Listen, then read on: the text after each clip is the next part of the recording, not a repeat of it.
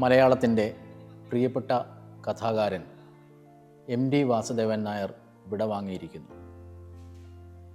ഒരു കാലഘട്ടത്തെ ആകെ വായനയിലേക്ക് ക്ഷണിക്കുകയും എങ്ങനെയാണ് എഴുത്തിൻ്റെ ലോകത്ത് വിരാജിക്കേണ്ടതെന്ന് പഠിപ്പിക്കുകയും ചെയ്ത ശ്രേഷ്ഠനായ ഒരു സാഹിത്യകാരനായിരുന്നു അദ്ദേഹം.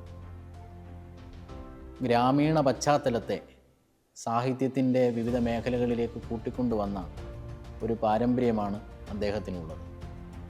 പത്രപ്രവർത്തകൻ എന്ന നിലയിലാണ് തൻ്റെ ഔദ്യോഗിക ജീവിതം ആരംഭിച്ചതെങ്കിലും അദ്ദേഹം ആ ഔദ്യോഗിക ജീവിതത്തെ പോലും സാഹിത്യത്തിൽ തൻ്റെ ഇടപെടലുകൾ നിർവഹിക്കാനുള്ള വേദിയായിട്ടാണ് കണ്ടത്.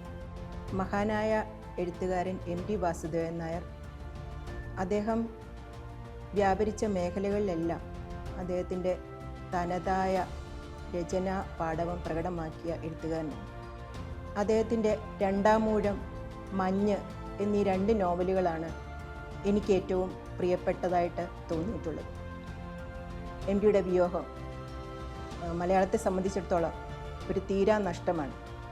പകരം വയ്ക്കാൻ ആരുമില്ലാത്ത ഏറ്റവും അനിഷേധ്യമായ ഒരു സാന്നിധ്യമായിരുന്നു MT വാസുദേവൻ.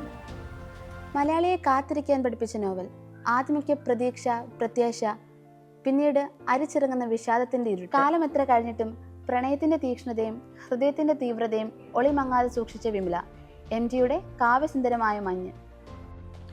അകത്തളങ്ങളിൽ ഒറ്റപ്പെടലും ബാല്യകാലത്തിലെ നൊമ്പരവും ബന്ധങ്ങളുടെ ഇരഴപ്പവും കൊണ്ട് ആധിരമായ പെരുമ്പരയുടെ പിറ്റേന്ന്.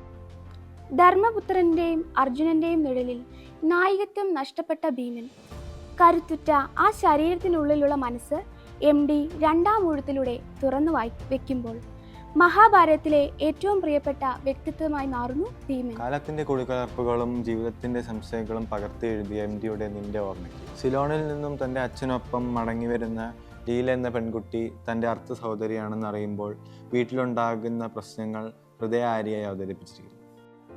മേച്ചിൽ സ്ഥലങ്ങൾ ഇവിടെ ആരംഭിക്കുന്നു. അഴുക്കുചാലുകൾക്കും ഇളം കാലടികൾക്കും തട്ടിത്തെറിപ്പിക്കാൻ വെള്ളമൊരുക്കി നിൽക്കുന്ന പാടങ്ങളും പുൽത്തണ്ടുകളും മേഞ്ഞു നടക്കുന്ന കാലിക്കൂട്ടങ്ങളും ഇപ്പോഴും ബാക്കി നിൽപ്പുണ്ട്. MTയുടെ തൂലികയിൽ നിന്ന് പിറന്ന മനോഹരമായ മറ്റൊരു കാവ്യം, അസുരവിത്ത്.